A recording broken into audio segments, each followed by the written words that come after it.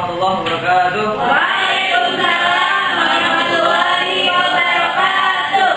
Ya, sudah siap belajar hari ini? Siap. Oji siap? Udah kita lepas dulu dong, sakit emang? Jaketnya. Oh iya. Nah, dulu kalau udah siap, duduknya dirapihin. Duduknya dirapihin. Fokusin pikirannya. Tegur teman yang sebelahnya kalau udah fokus. Udah, kalau udah fokus, coba cek kefokusan kalian ya. Nah, ini instruksinya begini jadinya. Tepuk tangan sesuai jumlah instruksi yang Bapak sebutkan. Contoh, tepuk tangan 4 kali. Tepuk tangan 3 kali. Tepuk tangan 1 kali. Udah. Tepuk tangan 1 kali. Tepuk tangan 1 kali.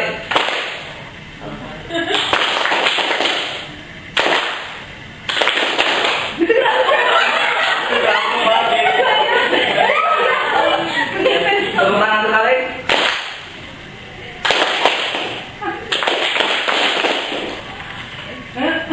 1 kali semua. Fokus. Nah, berarti kalau sudah fokus, pikiran udah fokus, semuanya udah fokus, tempat duduknya rapi, kita mulai pembelajaran. Kita baru mulai pembelajaran dengan materi kemarin kita telah bahas apa ya? Satu dong semuanya. Berarti apa? Sifat negatif. Ada yang lain? Oh, nggak ada yang untuk kelas semua ya? Kemarin kita sudah belajar tentang sifat negatif. Ada yang tahu sifat negatif itu apa? Pak. Dede. Sifat negatif larutan itu sifat larutan yang tidak tergantung pada jenis dasar larutnya, Pak, melainkan tergantung pada jumlah dasar larutnya. Coba jadi jangan baca bukunya, coba yang lain. Fajar dan Fajar. Sifat negatif itu sifat yang ada yang tidak dipengaruhi oleh individu tapi oleh jumlah dan tersebut. Iya betul. Jawabannya sama ya kelas ya. Kemarin kita sudah membahas tentang pengertian sifat poligada larutan, yaitu sifat yang tidak terpengaruh oleh jenis dan larutnya, melainkan pada jumlah dan larut tersebut. Lalu Bapak punya pertanyaan lagi nih, sampai di sini suka bantu ibunya masak. Ayo, ada. Suka masaknya apa makannya doang? Nah, kalau suka masak air, masak sayuran, ketika ibunya masak sayuran itu langkah-langkahnya kayak gimana yang ada? Dipotong dulu sayuran.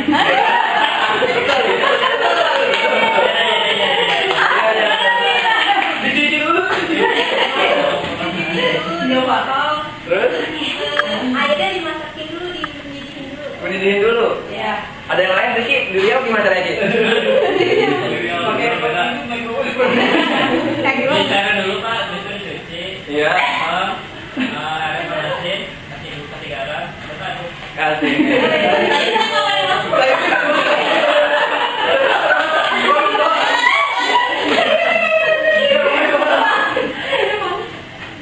Ya betul. Pertanyaan sama ya dari Riau juga di Jakarta juga gitu. Tapi ada yang tinggalan. Nah itu maksudnya sayuran. Sayurannya jadi sayuran gitu. Pertanyaannya sekarang kenapa kalau airnya direbus dulu baru sayuran dimasukin gitu? Pernah nggak kepikiran? Kenapa nggak langsung sekalian aja gitu semuanya? Itu nanti kita akan penasaran nggak? Nggak? Oke, nanti bakal penasaran sendiri. Nanti bakal penasaran sendiri. Di sini maka Bapak akan menampilkan sebuah demonstrasi yang akan menjawab penasaran kalian gitu. Disimak ya. Di sini kalian sudah lihat tadi Bapak udah merangkai alatnya. Kita akan mengukur ada 2 jenis larutan di sini, jenis cairan. Yang pertama di sini air sebagai kalung murni yang kita pakai gitu kan. Dan di sini nanti akan ada air, nanti akan dapat tambahkan zat larutnya garam gitu. Nanti kita akan ukur suhunya menggunakan termometer dan Bapak juga akan membuat sebuah grafik nanti di papan tulis. Jadi ketika kita lihat pengaruh perbedaannya apa yang terjadi gitu. Makanya di sini Bapak butuh 1 orang sebagai yang membantu Bapak untuk ngamatin. Ada yang membantu Bapak nggak? Oji, tunjuk tangan ya. Ayo Oji. Kemarin nggak masuk kan?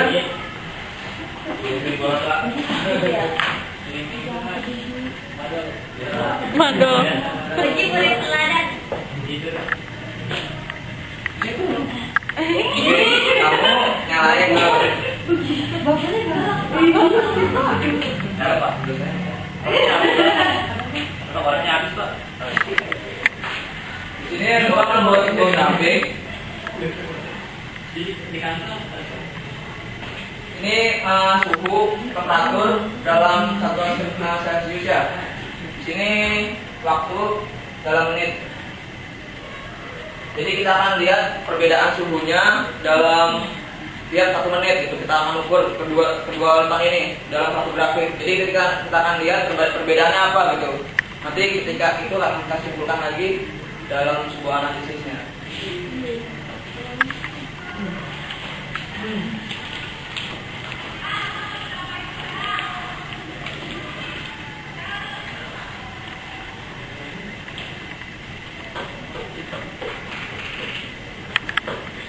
Nyalain.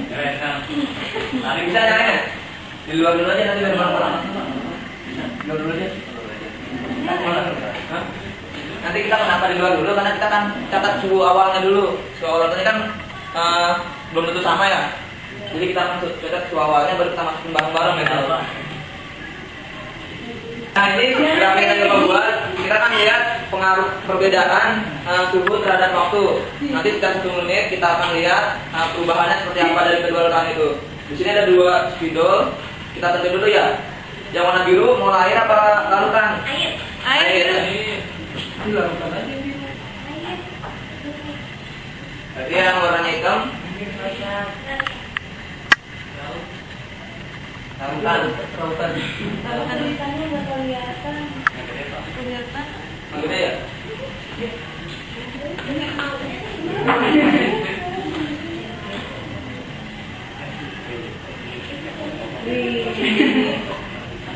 Ya, nah sini baru Bapak akan tambahkan dan pelarutnya ke dalam yang larutan pertama.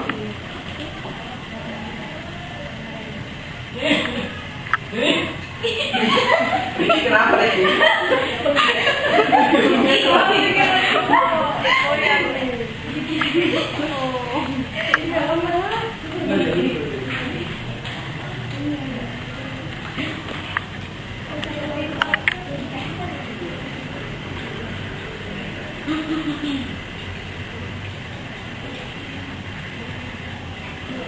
Ya. Udah. Jadi butuh satu orang juga sebagai stopnya megang stopwatch ya. Jadi setiap 1 menit kalian bilang-bilang bareng gitu. 1 menit nanti Oji lihat suhunya, nanti Bapak catat di dalam di grafiknya gitu. Oke? Oke, mulai ya. Tidak? Kita dulu Pak. Belum stopwatchnya. Bareng nih Pak. Bareng-bareng. Oh iya, Bapak juga lupa di sini. Ini pertanyaan kelas 1 nih, pelajaran kelas 1. Pertanyaan dasar, apa yang menjadi perbedaan peristiwa mendidih dan peristiwa menguap? Ada tahu nggak? Tahu Pak. Apaan? Kalau menguap itu terjadi cuma pada permukaan cairan. Kalau mendidih seluruhnya. Ada yang lain? Oh iya belum ya. Ada yang lain?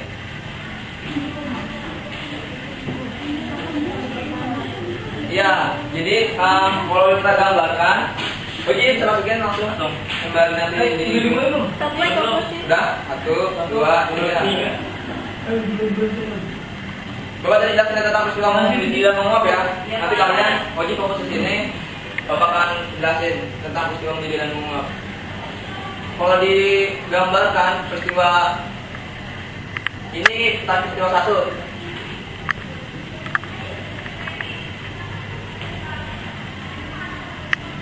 Menguap, ini yang peristiwa 2 mendidih.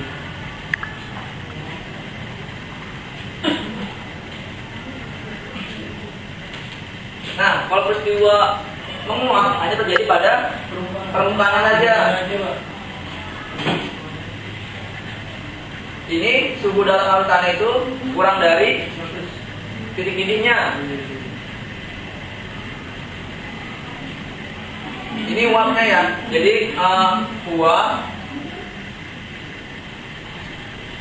terbentuk dari permukaan cairan. Nah ini kalau kita contohnya tuh seperti kita menjemur. Jemur kan kalau bajunya nggak di amprak gitu kan di dalam jemuran itu lama keringnya karena terjadi pada permukaannya aja gitu. Dan itu nggak harus sampai 100 derajat kan atau sampai mendidih kan untuk kering. Nah karena terjadi pada permukaannya aja itu mendidih. Menguap. Nah kalau mendidih terjadi pada seluruh cairannya. Jadi tidak cuma di permukaan tapi juga di dalamnya. Ini kita namakan gelembung ya. Kalau sering kita masak tuh, nah ada kan kita masakan bantu ibu masak. Ketika mendidihkan tuh ada gelembungnya kan dari bawah ke atas. Nah karena seluruh dalam wadah itu cairannya itu terpanasi oleh suhunya, jadi udah sampai titik didihnya gitu. Ini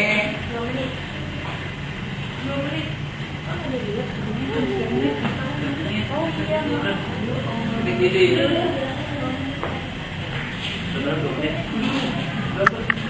Jadi nanti ketika Oji mengamati di sini harus diamati saat terjadinya gelembungnya dari bawah ke atas gitu ya, itu menandakan dia sudah mendidih gitu. Gimana di sini udah? Yang di garam itu 36. Ada 38. Boleh Yang warna biru. Kalau di air itu 49. Ini bakunya Menit 2. kalau yang garam tadi Garam itu 37. oh ya biru ya. Dulu 3 menit Pak. 3 menit. 3 menit. Ditandain aja dulu, ditandain nanti kan dikalkulasiin ke dalam tabel ini gitu. Jadi ada nyatet juga ya. 3 menit. Sudah 42. Menit ketiga 42. Yang garam.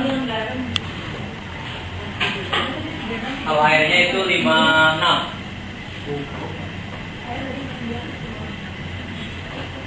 Air 56.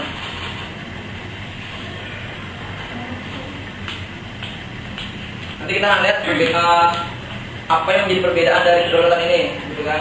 Ini jadi larutan garam ya.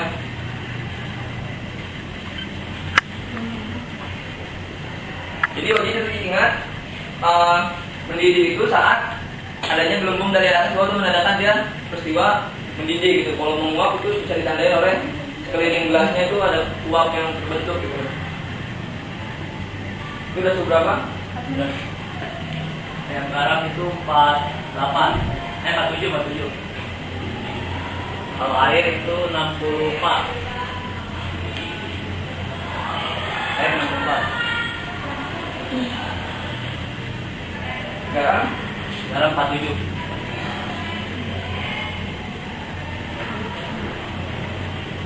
dari sini udah kelihatan apa yang bisa kalian amati coba dari grafik ini.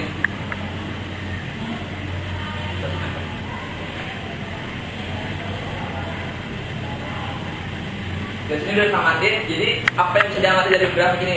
Bari jalan juga fokus sekarang akan terus jalan juga. Ini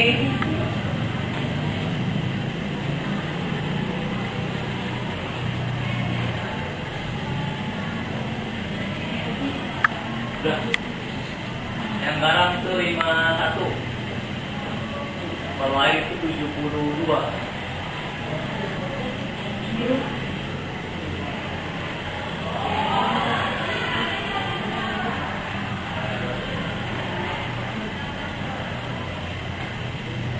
aku udah mendidih belum? Nah tadi Oji lupa nih, karena gue bilang ketika mendidih itu peristiwa apa? Ada gelembung dari dasar itu kan dia akan ke atas gitu, menandakan tuh udah sampai titik didihnya gitu kan. Nah di sini udah mendidih tuh, dan di sini udah mendidih gitu kan. Jadi dibilang kedua larutan ini sudah mendidih gitu. Jadi bisa kita stop ya pemanasannya. Nah dari kedua bisa dimatiin. Dari kedua grafik ini apa yang bisa kalian amati coba? Saya Fajar tadi ngomong yang bisa dilihat dari dua grafik ini. Oh, iya, berarti yang larutan garam itu lebih sedikit Pak turunnya buat mendidih ya dibandingkan larutan putihnya atau lain. Airnya 72, sementara kalau yang larutan garam itu 56 ya.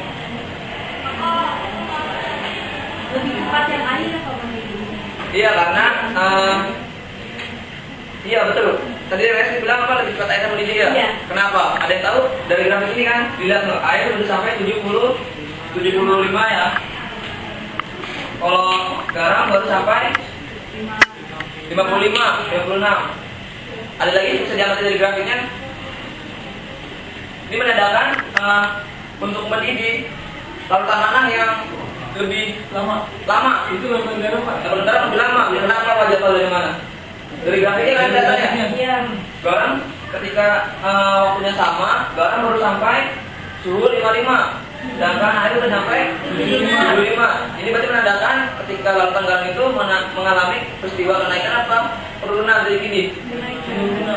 Garam kenaikan. Kenaikan atau penurunan? Garam kenaikan. Kenaikan. Kenapa kenaikan?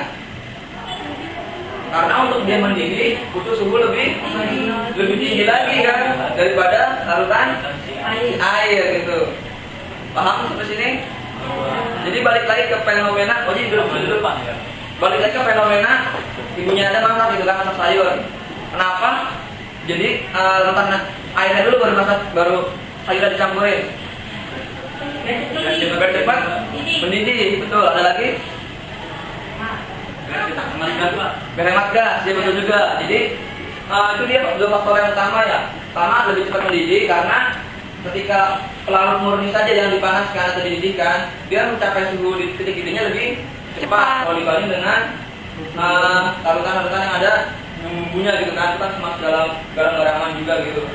Nah yang kedua lebih hemat juga. Kenapa lebih hemat? Karena kita tadi untuk mendidih dibutuhkan energi lebih sedikit dibanding dengan tambahkan larutan garam gitu.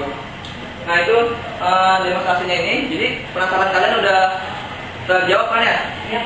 Nah untuk minggu depan Bapak akan jelaskan tentang perhitungan tekanan titik penurunan kenaikan titik didih. Jadi kalian di rumah harap baca bukunya di modulnya itu ada tentang perhitungannya gitu. Seperti itu. Semoga pembelajaran kita hari ini bermanfaat. Mohon maaf. Assalamualaikum warahmatullahi wabarakatuh.